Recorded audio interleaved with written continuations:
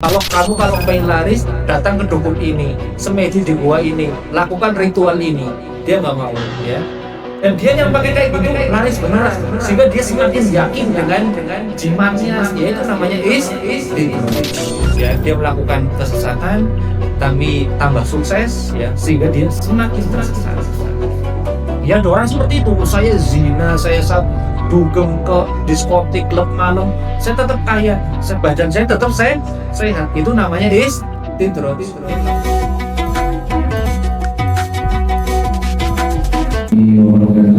Waalaikumsalam warahmatullahi wabarakatuh. Alhamdulillah nahmaduhu wa nasta'inuhu wa nastaghfiruh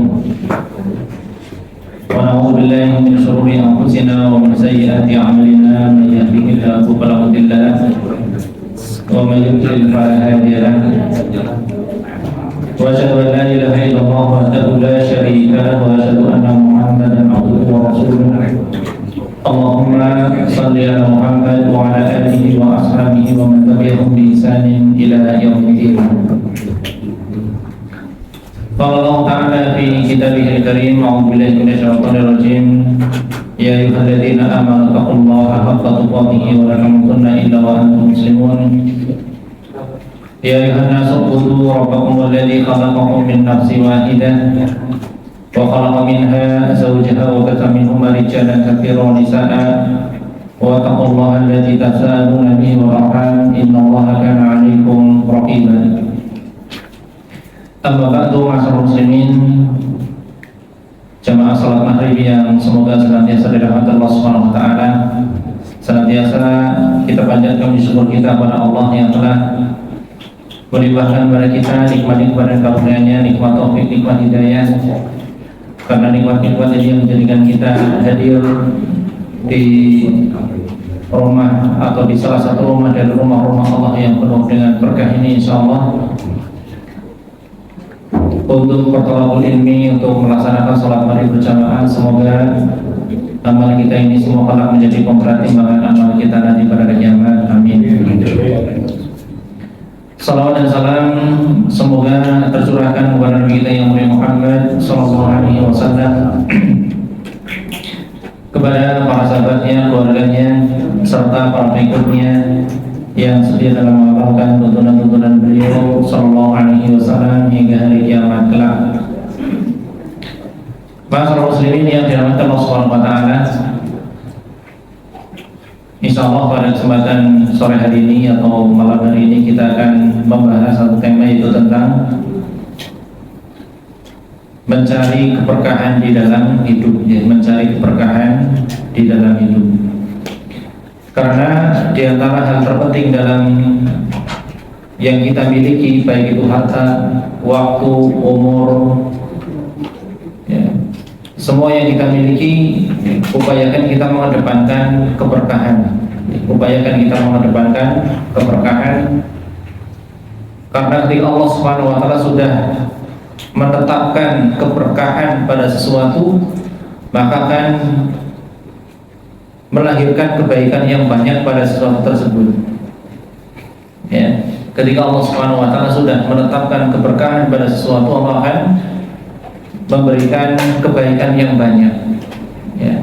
Tapi meskipun banyak, kalau tidak berkah, tidak ada kebaikannya.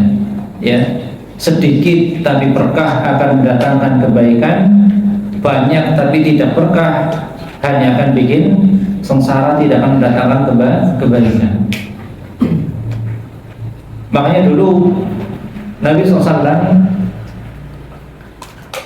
pernah mendoakan keberkahan, ya. Nabi mendoakan keberkahan untuk salah satu sahabatnya, Anas bin Malik, ya. Jadi ketika Nabi baru hijrah dari Mekah ke Madinah, itu Nabi tentunya hijrah gak bawa apa-apa, ya, karena buru-buru mau dibunuh oleh orang-orang musyrik Mekah, sehingga itu sudah keluar, yang penting kabur dari Mekah dalam keadaan selamat, sehingga ibaratnya Nabi nggak bawa apa-apa. Makanya perjalanan hijrah adalah perjalanan ibadah yang agung, ya, perjalanan yang besar, ya, karena meninggalkan negerinya, meninggalkan harta bendanya, aset-asetnya, propertinya semua ditinggal demi menyelamatkan agama, demi menyelamatkan iman. Ya. Sehingga ibadah hijrah ini adalah ibadah yang besar, sering disandingkan ya hijrah dengan jihad, hijrah dengan jihad. Ya, apalagi hijrah dulu berat, ya, padang pasir, tandus, ya, nggak ada tempat berteduh. Ya. Kalau sekarang hijrah dari Cilacap ke Jakarta ya enak ya. Purwajaya. Purwajaya, full AC, ya. Kuliner apa aja di kereta ada, ya. Dulu ya dari Mekah ke Madinah nggak ada warteg, nggak ada ya orang jualan es dawet di pinggir jalan, nggak ada. Udah padang pasir, bebatuan, ya. Luar biasa perjuangan para sahabat. Dan ketika Nabi tadi baru hijrah nyampe ke kota Madinah, banyak para sahabat banyak penduduk Madinah yang memberikan hadiah kepada Nabi. Ada yang ngasih makanan, ada yang ngasih pakaian, ada yang ngasih tanah, ya, untuk dibangun masjid, untuk dibuat rumah Nabi. Ya. Karena tahu Nabi datang ke kota Madinah tangan kosong. Lah ini ibunya Anas, ya, yang namanya Ummu Sulaim atau nama asli adalah Rumaisah, datang kepada Nabi dan mengatakan, ya Rasulullah, saya tidak punya apa-apa yang saya berikan kepada engkau. Ya, saya hanya punya anak, ya, namanya Anas, ya, Anas bin Malik, laki-laki, anak kecil. Saya jadikan sebagai pelayan engkau. Ya, saya jadikan pelayan engkau. Nanti engkau butuh dicarikan air untuk wudu, untuk mandi, Anas yang nyari. Ya, bawa sandalnya Nabi, bawa siwaknya Nabi, ya, pokoknya melayani Nabi tugasnya. Ya, tapi apa? Ibunya Anas hanya minta satu permintaan, minta doa. Ya, tahu Nabi ini doanya mustajab, Nabi doanya selalu terkabul. Ya, ibunya Anas mengatakan, Rumaisah tadi mengatakan, "Fad'ulahu, tolong doakan anak saya." Maka Nabi berdoa dengan doa yang panjang.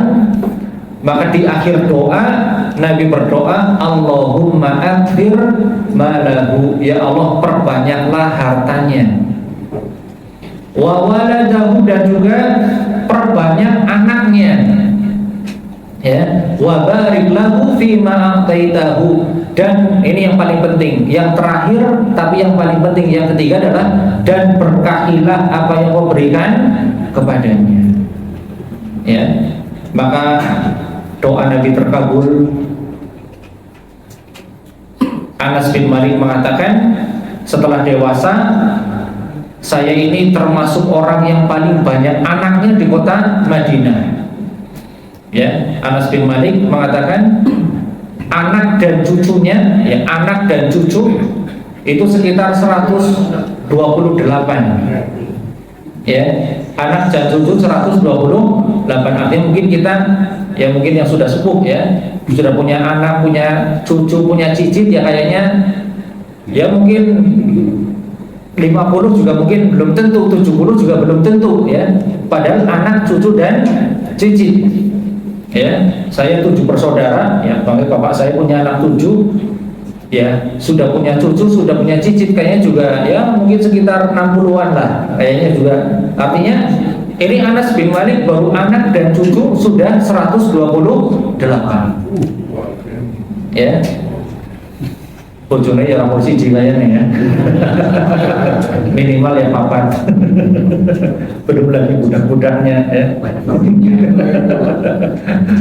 Kalau satu yang nggak kuat, ya. Dan saya juga termasuk orang yang paling kaya di kota Madinah, yang paling banyak hartanya, karena tadi didoakan banyak harta, banyak anak. Ya, orang-orang kebunnya, sawahnya panen setahun 1 kali, kebun saya, sawah saya panen setahun dua kali. Kenapa? Berkah. Tadi Nabi mengatakan, wa barik lahu fima a'taitahu, dan berkahilah apa yang kau berikan kepadanya berupa harta dan anak. Ya, sehingga Ini diantara yang sering kita minta juga, kita minta keberkahan pada harta kita, pada waktu kita, pada umur kita, pada anak-anak. Harta ketika berkah, ya, dimakan juga enak, ya, kita berikan nafkah kepada anak istri kita juga, mereka sehat, ya, dengan izin Allah jadi anak-anak yang soleh, ya. Ini ketika harta berkah akan membawa kebahagiaan dunia akhirat, ya. Anak berkah juga sama, ya, akan membahagiakan orang tuanya, ya, disawang nyenengi gitu, ya. Tapi ketika harta tidak berkah, ya, hanya bikin sengsara kita saja. Anak tidak berkah juga hanya bikin repot orang tua, ya. Maka tidak hanya sekedar minta harta banyak, anak banyak, ya, tapi mungkin harta tidak terlalu banyak, anak tidak terlalu banyak, tapi kalau berkah maka akan mendatangkan banyak kebaikan, ya, akan mendatangkan banyak kebaikan. Makanya dulu juga di zaman jahiliyah, ya, di zaman jahiliyah orang-orang Arab itu kalau ini sebelum datang Islam, ya, sebelum Nabi diangkat menjadi Nabi dan Rasul, ya, ketika ada orang menikah di antara mereka, ya, maka doanya adalah ar-rifaq wal banin, ya, ar-rifaq wal banin, ya. Apa artinya nih ar-rifaq wal banin? Kira-kira ya kalau diterjemahkan, ya, semoga serasi, semoga cocok, wal banin, semoga banyak anak, ya. Maka ketika Nabi mendengar doa ini, ya, ketika Nabi mendengar doa ini, ya, doa ini diganti oleh Nabi SAW, ya, dengan doa barakallahu lakuma wa baraka alaikuma wa jama'a bainakuma fi khair, ya. Semoga Allah memberkahi kalian berdua. Ya, ini kalau kita kondangan, ya, kondangan manten, ya, jangan sekedar semoga cocok, ya, semoga serasi, ya, samawa, ya, ya, bagus, ya, ya. Tapi berdoakan dengan doa yang telah diajarkan oleh Nabi, barakallahu lakuma, ya.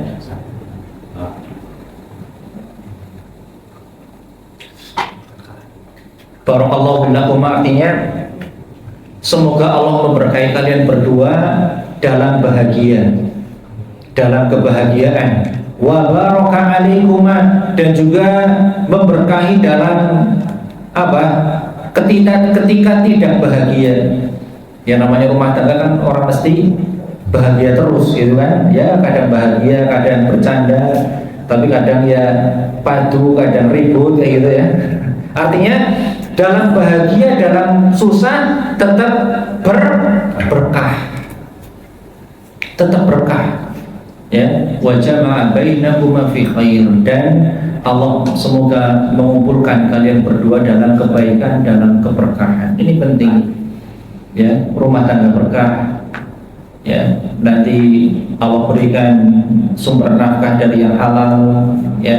Anak-anaknya berkah, ya. Disawangnya nyenengi, waktunya adzan, anak-anak pada ke masjid, gitu kan. Orang tua nyawang rasanya seneng disawang, adem, kayak gitu kan, ya. Itulah apa, wa dzurriyyatina qurrata a'yun, anak keturunan yang menjadi penyejuk pandangan mata. Apa ini maksud anak menjadi penyejuk pandangan mata? Ya, ketika disawang, ya, sedang dalam ketaatan kepada Allah Subhanahu wa ta'ala, ya. Ini doa Nabi ketika mendoakan pengantin yang baru menikah, doa keberkahan.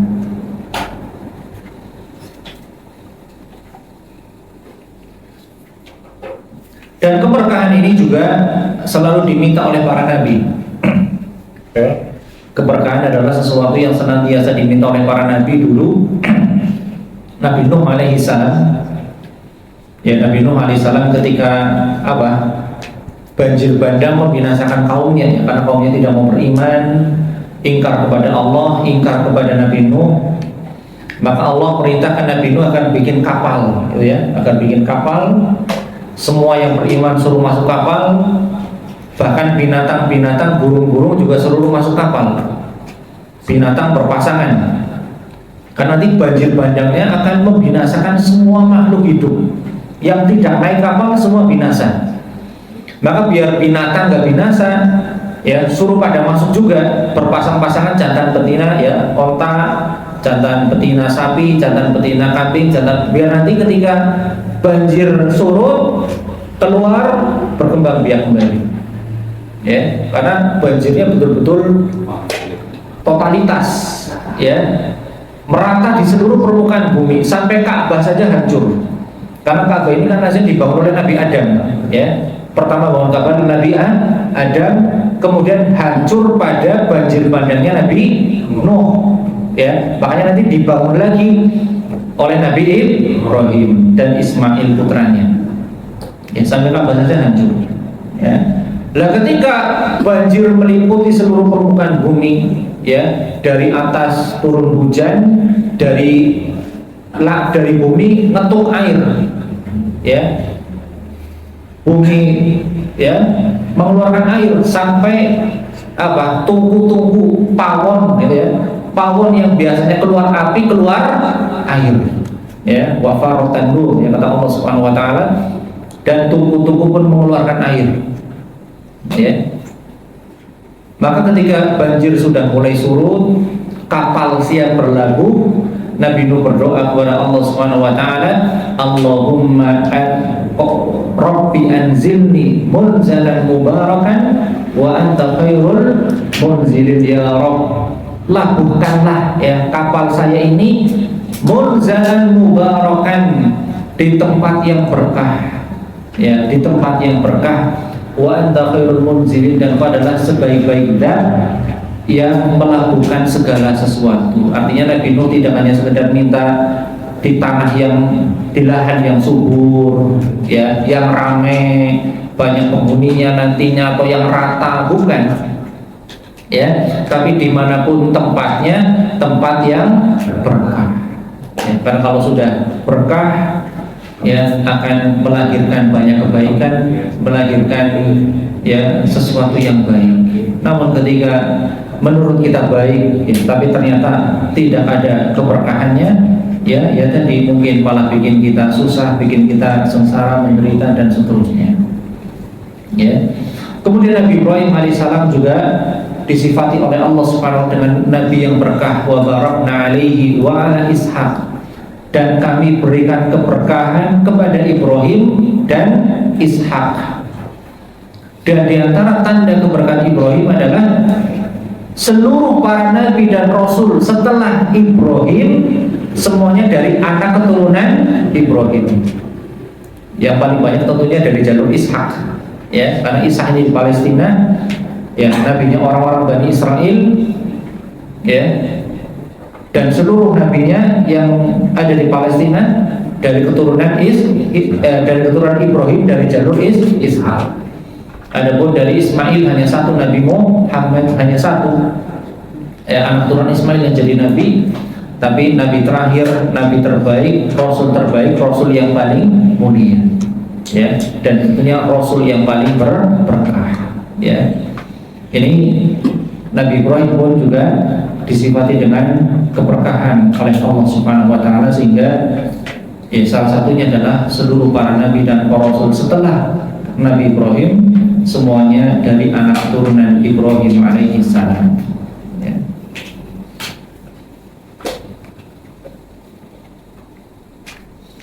Kemudian sebagian para sahabat, ya, juga disifati dengan keberkahan oleh Rasulullah SAW. Salah satunya adalah Urwah, ya, ada Urwah al-Bari'i, ya, Urwah yang diberkahi, ya. Urwah ini, ya, sudah disifati sebagai seorang sahabat Nabi yang penuh keberkahan, ya. Sama seseorang kalau sudah ditetapkan oleh Allah keberkahan, juga akan lahir banyak kebaikan, ya. Urwah ini dulu pernah diberi uang 1 dinar oleh Nabi untuk beli 1 ekor kambing, ya, 1 dinar, ya, 4,25 gram emas, ya, emas murni. Ya, sekarang 1 dinar berapa? 2 juta ya, 2,5 juta malah. Ya kira-kira 8 jutaan lah. Ya 8 juta, 10 juta. Ya, ya kalau beli 1 kambing ya kambingnya sesapi kayaknya ya, seanak sapi, ya kambing besar. Ya. Beli diperintah oleh Nabi beli 1 ekor kambing dengan 1 dinar, ya. Maka Urwah pergi ke pasar cari kambing, ternyata dapat 2 ekor kambing, ya, dapat 2 ekor kambing, ya. Setelah dapat 2 ekor kambing, yang 1 dijual lagi, ternyata laku 1 dinar. Ya, ternyata laku 1 dinar. Maka Urwah pulang, ya, menemui Nabi. 1 dinar dikembalikan, tambah 1 ekor kambing. Ya, karena apa? Allah sudah tetapkan keberkahan pada Urwah. Ya, sampai kemudian Nabi mengatakan lau istawa turoban, sampai seandainya Urwah ini beli tanah, artinya tanah ngeruk gitu ya, beli tanah ngeruk, dijual, Urwah juga akan mendapatkan keuntungan. Artinya kadang ada orang kayak gini ya, jual apa saja laku. Ya, ada orang pintar ngambil peluang, ya, jual sepertinya ya kita nggak kebayang itu mau laku, ternyata kalau dijual sama dia laku. Kita ikut-ikutan nggak laku. Kadang kayak gitu. Kenapa? Ada keberkahan tersendiri. Ya, ada keberkahan tersendiri. Ya.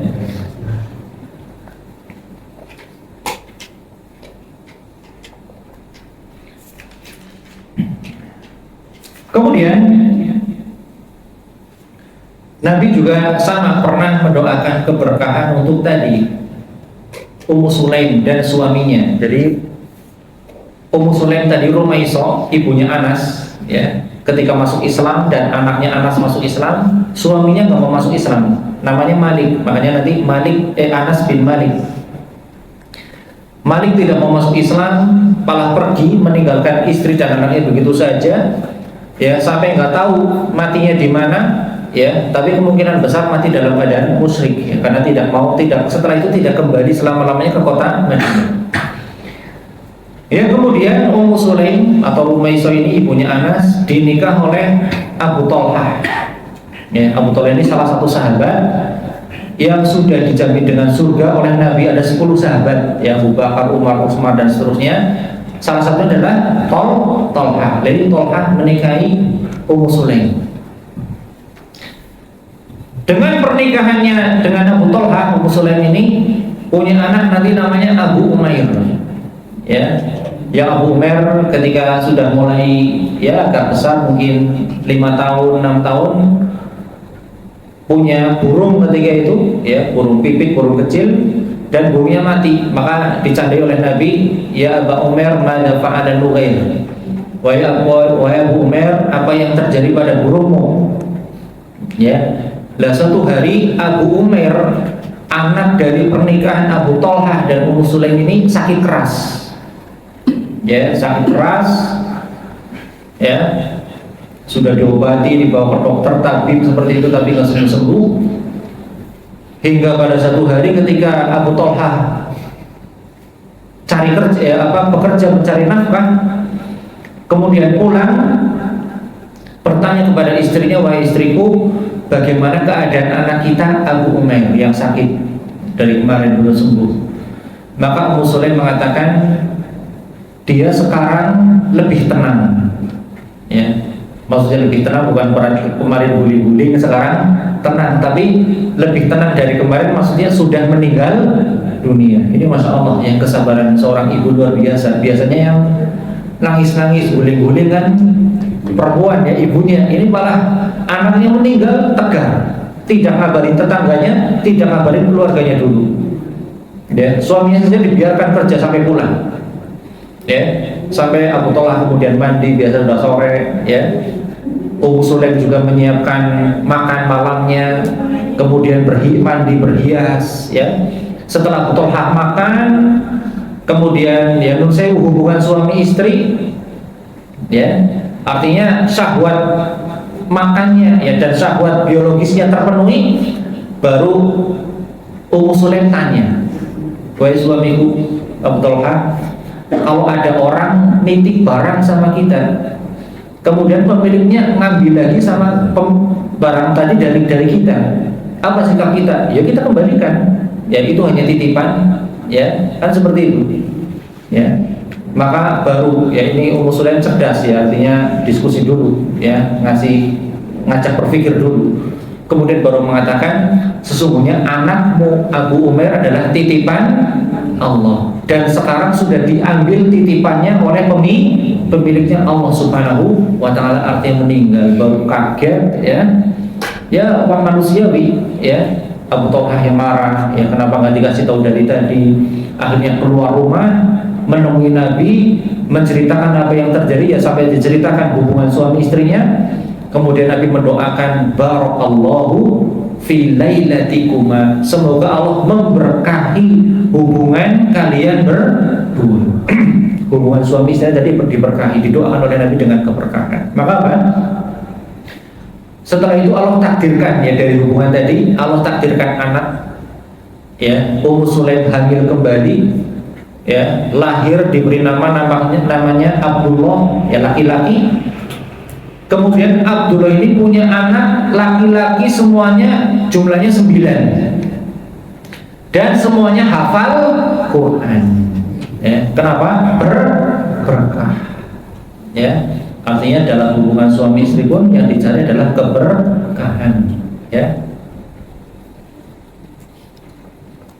Makanya juga disunahkan ya, sebelum hubungan suami istri berdoa Bismillah gitu kan, Allahumma jannibna syaitan wa jannibi syaitan ma razaqtana, ya Allah jauhkanlah setan dari kami dan jauhkan setan dari apa yang kau rezekikan kepada kami. Maka Nabi mengatakan ya, kalau suami istri sebelum hubungan tadi berdoa dengan doa tadi dan Allah takdirkan anak, maka setan tidak akan membahayakannya. Maksudnya apa? Insya Allah jadi anak yang soleh, jadi anak yang solehah.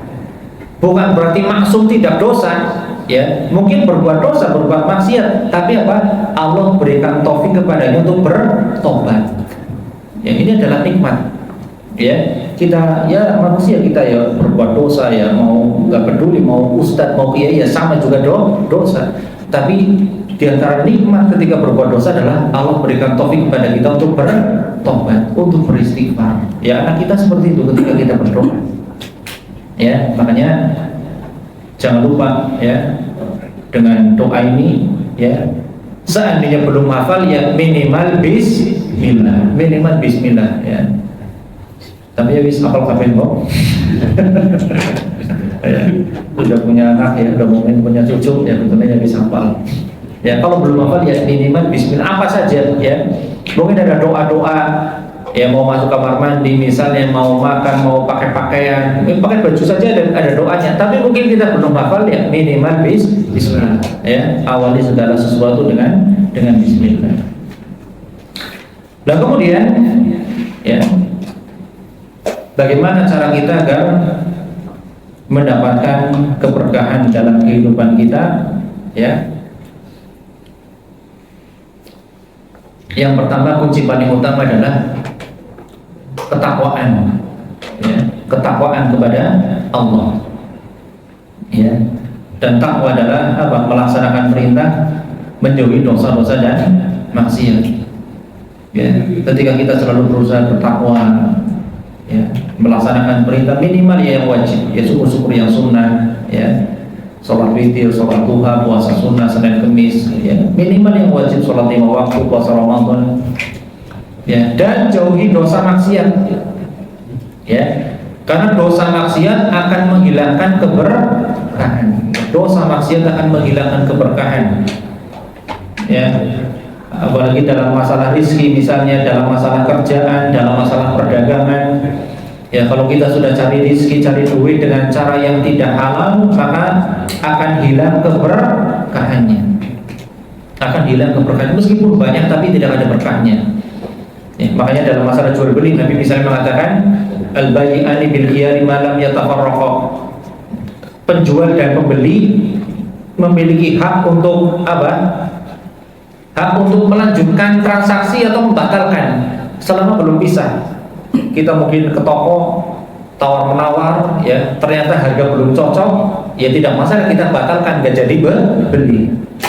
Ya, jangan dimarahin, sudah nawar-nawar nggak jadi beli, ya memang punya hak, ya.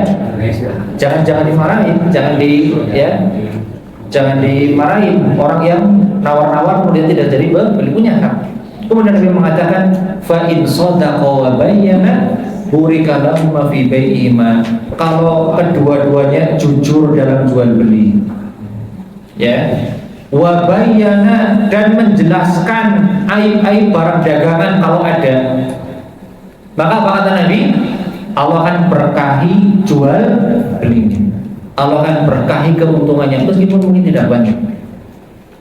Ya, jual HP, ya, ini HP bagus, HP second misalnya, masih bagus, masih mulus, nggak pernah jatuh, padahal sudah berkali-kali dibanting anaknya. Ya, mungkin sudah kecemplung kolam juga. Ya, tapi dibilang tapi bagus, ya, nggak pernah jatuh, nggak pernah, padahal ya sudah sering dibanting sama anaknya. Leni apa? Ada ketidakjujuran, mungkin untung banyak, ya, karena penjual yakin, pembelinya yakin dibayar, untungnya banyak, tapi tidak berkah. Tapi ketika kita jujur, ya ini HP sudah pernah dibanting, pernah jatuh, pernah kecemplung ember juga, ya, ya diperbaiki hidup lagi, ya udah terjual murah, ya. Kalau normal mungkin harga 2 juta, ya karena sudah banyak cacatnya, ya udahlah 1 juta saja, mungkin untung sedikit, tapi berkah, ya, berkah. Wa in kadzaba wa katama, tapi kalau dia berbohong, ya, menyembunyikan aib-aib barang dagangannya, muhiqat barakatu bai'ihima, maka keberkahan jual belinya akan dihilangkan. Maka ya dalam masalah rezeki, ya utamakan selalu keberkahan, ya meskipun sedikit, meskipun barangkali tidak terlalu banyak, ya halal berkah, ya dimakan kita yang enak, diberikan nafkah kepada anak istri juga, insya Allah mereka tumbuh menjadi, ya istrinya nurul, ya istrinya soleha, anak-anak soleh-solehah dan seterusnya, ya ketika diberi nafkah oleh ayahnya, oleh suaminya dari hasil yang halal, dari hasil yang berkah, ya. Kemudian yang kedua,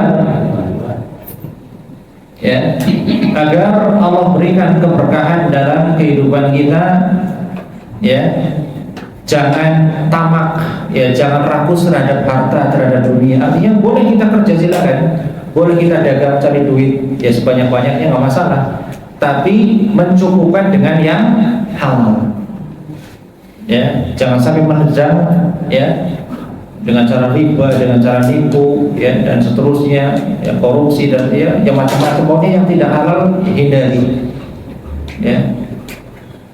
Nabi mengatakan inna hadzal mal hulwatun khadiratun. Harta ini, duit ini apa? Manis dan hijau. Maksudnya manis dan hijau bagaimana? Ya manis, enak dirasakan, gitu kan? Dan hijau enak di sawang, enak dipandang, ya. Artinya kalau kita ke sawah, ya tumbuh padi-padi hijau, ya tanaman-tanaman hijau, apalagi baru kena embun, itu kan di sawang enak, ya seperti itu duit, ya harta seperti itu, di sawang kepenak, nyenengi, ya. Kadang kita cuma ngecek di mobile banking misalnya, ya padahal cuma angka tok, ya cuma angka tok gitu kan, 100, ya nolnya belakangnya banyak, ya itu sudah senang, padahal bukan wujud duit, cuma wujud angka, itu sudah senang, ya seperti itulah harta, ya manis dan hijau, nyenengi, ya. Makanya kalau ada orang nun sewu, ya senang duit, kita bilang matane hijau. Nek perut duit matane, ya seperti itu, ya artinya ya ternyata itu bahasa hadis, ya orang Jawa bilang seperti itu, ya. meskipun belarang nek perlu abang-abang ya jadi kena jadi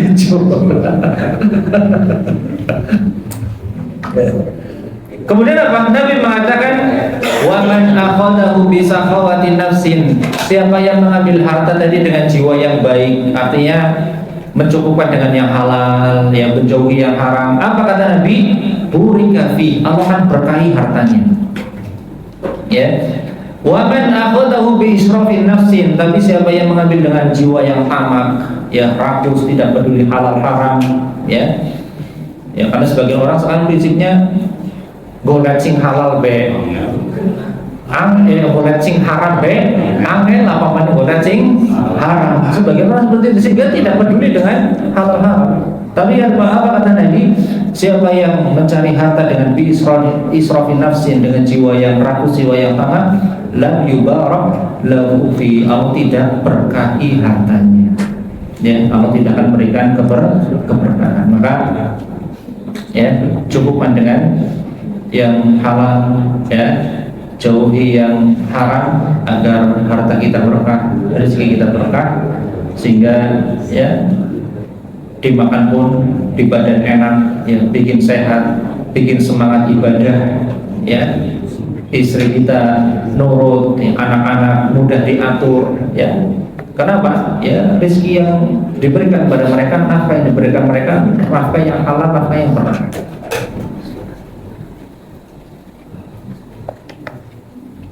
Kemudian, ya, di antara agar hidup kita berkah, ya, adalah berusaha untuk bermanfaat, ya, berusaha menjadi manusia yang bermanfaat, ya, bermanfaat dengan apa? Ya, dengan apa saja, dengan harta kita, ya, tidak dengan harta, dengan tenaga, ya, tidak dengan tenaga, dengan ide, dengan pikiran, ya.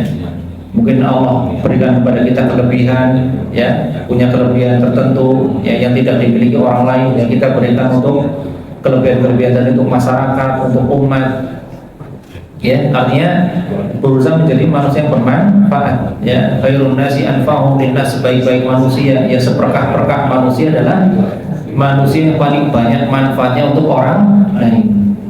Nabi Isa alaihissalam dijadikan oleh Allah, ya, ya semua nabi tentunya berkah, ya, tapi secara khusus Allah menyebutkan di dalam surat Maryam, ya, ketika Nabi Isa baru lahir bisa berbicara, gitu ya, dan di antara ucapan yang diucapkan Nabi Isa adalah wa ja'alani mubarakan, Allah menjadikan aku sebagai orang yang berkah, ya, wa ja'alani mubarakan.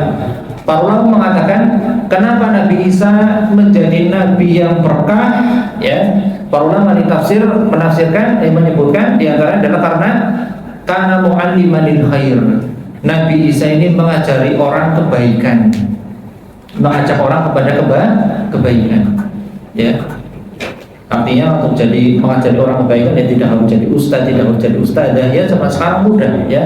Kita gunakan medsos kita untuk menyebarkan kebaikan, ya, bikin status-status yang bermanfaat, ya, status dakwah, ya, mungkin potongan-potongan video kajian, flyer-flyer dakwah, info-info kajian, mu'allimanil khair. Kemudian yang kedua, sifat yang kedua, wa qada'an li hawaijin nas, karena Nabi Isa selalu berusaha memenuhi kebutuhan manusia, ya. Kita mungkin punya kelebihan harta, ada anak kita yang membutuhkan, ya, ada saudara yang membutuhkan, kita bantu mereka, ya, kasih sembako, kasih, ya, dan sebagainya, ya, semua sesuai dengan kemampuan kita, sesuai dengan kelapangan kita. Dan inilah diantara cara untuk mendapatkan keberkahan jadi orang yang bermanfaat. Sudah bisa atau sudah termasuk, ya?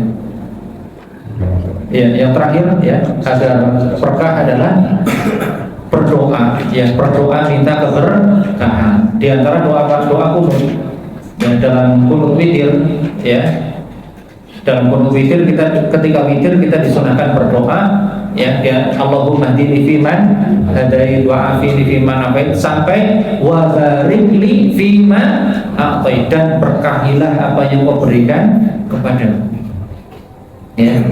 Artinya disunahkan kita ketika witir di rakaat terakhir setelah bangkit dari rukuk, setelah i'tidal sebelum sujud, sami Allahu liman hamidah rabbana wa lakal hamdu, berdoa Allahumma hdini fiman hadait, kita hayati wa afini fiman afait, sampai wa barik li fiman a'tait. Ini ketika witir, witir habis isya atau sebelum subuh, misalnya witir 1 rakaat 3 rakaat, sesekali, artinya nggak rutin juga, mungkin seminggu 3 kali, seminggu 4 kali, kita doa kunut, salah satunya adalah doa meminta keberkahan, Demikian yang dapat kami sampaikan. Yang terlebihnya mohon maaf, sudah masuk isya. Ada yang ditanyakan atau tidak ada?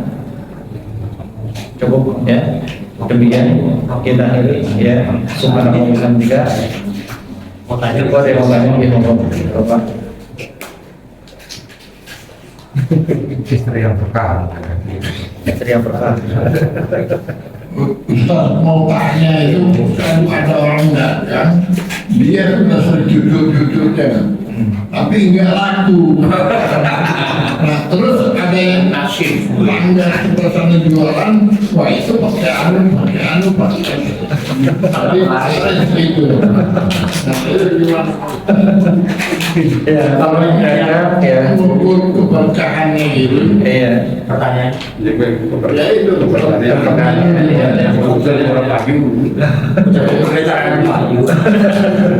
pertanyaan. Yang diulur bukan berkah, yang ada yang dapat larisnya laris, bukunya laris. Kalau pertama seseorang ketika dagang memang harus jujur agar berkah. Dan tapi kalau ini yang jujur nggak laku, yang pakai dukun malah laris. Maka ini bisa jadi ujian bagi yang jujur tadi. Apakah dengan dia sudah jujur, diuji tidak laku, kemudian tidak kuat, kemudian jadi tidak jujur. Yang tidak jujur, mungkin tidak jujur, malah pakai penglaris, pakai dukun dan sebagainya, malah laris beneran, semedi di Gunung Kemukus, ada jimat dan sebagainya, laris beneran. Itu bisa jadi istidraj bagi orang tadi. Dia melakukan kesyirikan, semedi di gunung ini, gunung itu, tanpa pakai penglaris, pakai dukun, laris beneran. Istidraj artinya dia melakukan pelanggaran syariat, datang ke dukun, pakai jimat dan sebagainya, biar laris beneran. Dia semakin yakin bahwasanya jimat ini manjur, akhirnya dia semakin tersesat. Dan ujian bagi yang tidak laris, oke, aku jimat dan laris temenan, apa akhirnya mulai godaan. Tapi kalau dia tetap istiqomah, meskipun nggak begitu laris, insya Allah tetap berkah. Insya Allah tetap berkah. Jadi sabar, dia sudah jujur, nggak pakai apa-apa kok belum laku. Dan itu banyak terjadi, Saya juga punya teman, dagang di pasar, nggak begitu laku, dibilangin sama teman-teman yang laris, kalau pengen laris, datang ke dukun ini, semedi di gua ini, lakukan ritual ini. Dia nggak mau, Dan dia yang pakai kayak gitu laris beneran, sehingga dia semakin yakin dengan jimatnya, yaitu namanya istidraj. Dia melakukan kesesatan, tapi tambah sukses, sehingga dia semakin tersesat.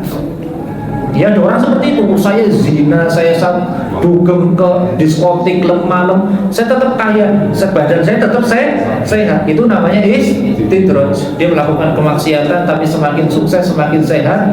Seperti Fir'aun semakin tua, semakin sehat, makanya semakin ngaku jadi Tuhan, semakin ngaku jadi, semakin sehat, wilayah kekuasaannya semakin luas, hartanya semakin banyak. Itu Fir'aun, dia makanya semakin yakin dia Tuhan, akhirnya udah nggak ada kesempatan Tuhan.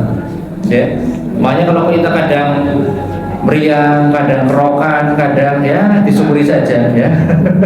Biar kita semakin tawadu ya, ingat mati ya, umur sudah ya, semakin tua dan sebagainya ya, kita mendekat sama yang di atas. Artinya ya, sama korum juga sama. Semakin kufur malah semakin sukses.